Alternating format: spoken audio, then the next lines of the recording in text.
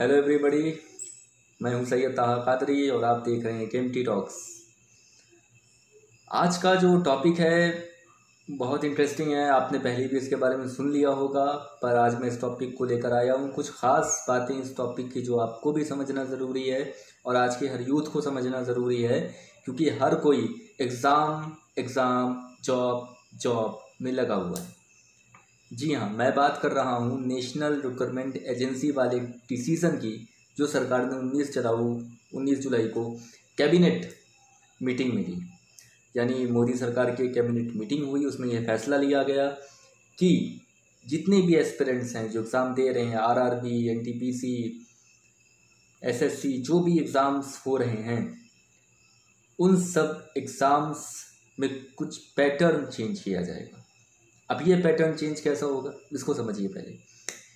अभी हम सिर्फ बात कर रहे हैं सेंट्रल गवर्नमेंट की वैकेंसीज़ की, यानी ये जो एनआरए यानी नेशनल रिक्रूटमेंट एजेंसी बनाई जाएगी सरकार की तरफ से, ये सिर्फ और सिर्फ सेंट्रल गवर्नमेंट की जॉब्स के लिए होगी। स्टेट में जैसे चल रहा है वैसे ही चलेगा। स्टेट की जॉब्स में कोई डिफरेंस नहीं आने वाला है, यानी जॉब्स के पैटर्न में कोई डिफरेंस नहीं आने वाला है, एग्ज़ाम पैटर्न में कोई डिफरेंस नहीं आने वाला है। जो डिफरेंस आएगा वो सेंट्रल गवर्नमेंट की वैकेंसीज जब आएंगी और आज आप एग्ज़ाम देने जाओगे तो उसमें आने वाला है। जैसे एसएससी, आरआरबी, आईबीपीएस, ये सब एग्ज़ाम्स हैं, सारे सेंट्रल एग्ज़ाम्स।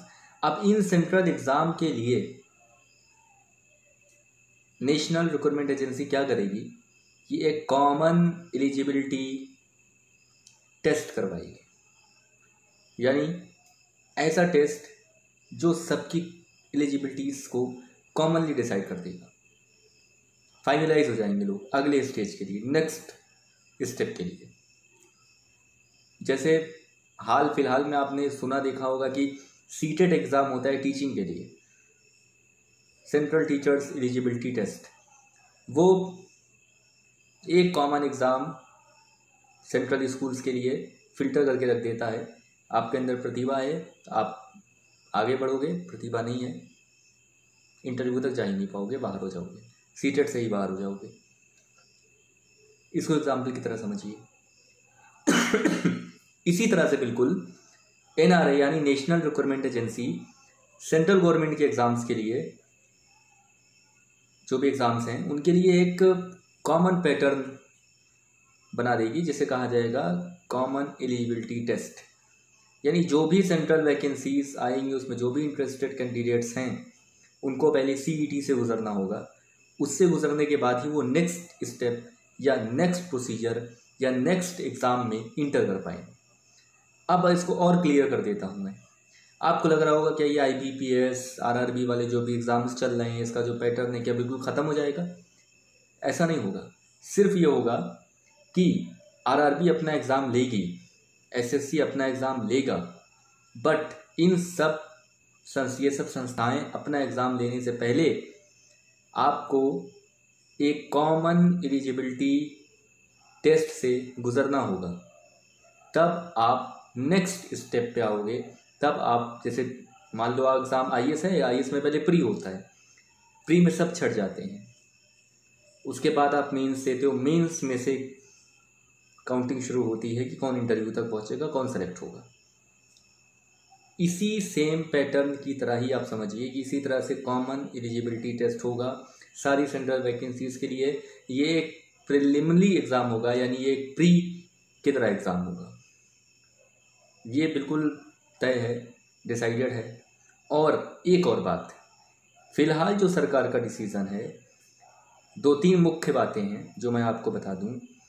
इस टेस्ट का नाम होगा कॉमन एलिजिबिलिटी टेस्ट और इसे कंडक्ट करवाएगी national recruitment agency. 117 aspirant districts में ये फॉलोअप होने वाला है। यानी सरकार 117 डिस्ट्रिक्ट्स को डिसाइड कर रही है पूरे भारत में से, उनमें ये एग्ज़ाम कंडक्ट कराया जाएगा। और ये सिर्फ ऑनलाइन एग्ज़ाम होगा, ऑफलाइन नहीं होगा।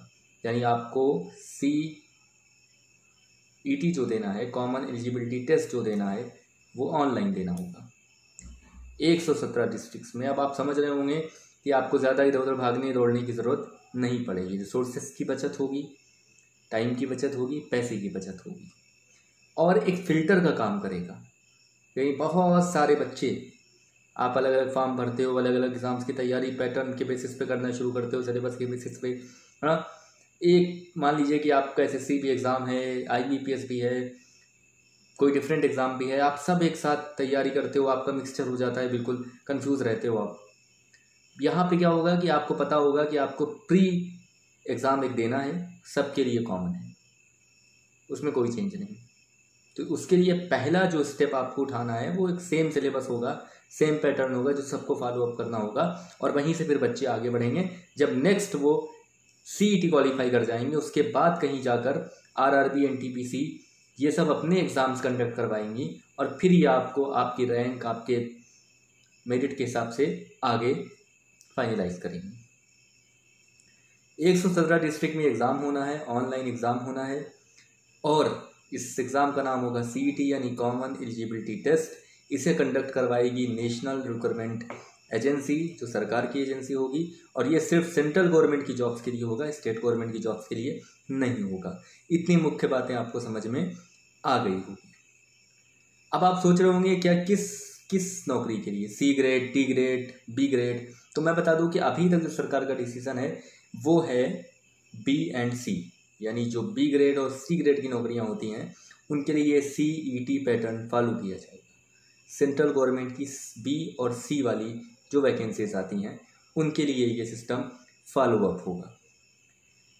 इससे बहुत राहत मिलने वाली है, क्योंकि मैंने बता दिया एक फ़िल्टर का काम करेगी, एक छन्नी का काम करेगा। ये लोग छन के उसमें से बिल्कुल फर्निश्ड होके आ जाएंगे कि हाँ भाई ये बेटर हैं, इनको ही आगे प्रोसीड करना है, बाकी सब पीछे।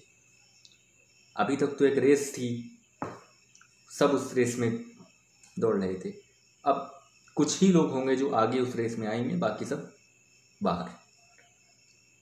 तो अपनी नज़र से देखा जाए, स्टूडेंट की नज़र से देखा जाए तब भी ये सही है, सरकार की नज़र से देखा जाए तब भी ये सही है, यानी इसकी आलोचना संभव नहीं है। ये एक बहुत अच्छा सरकार का बहुत ही बेहतर प्लान है, जिससे रिसोर्सेज भी बचेगा, टाइम भी बचेगा, पैसा भी बचेगा, और फिल्टर भी हो जाएगा कि किस एलिजिबिलिटी किसकी है, रियली कौन डिज़र्व करता है जॉब्स और कौन डिज़र्व नहीं करता है जॉब्स।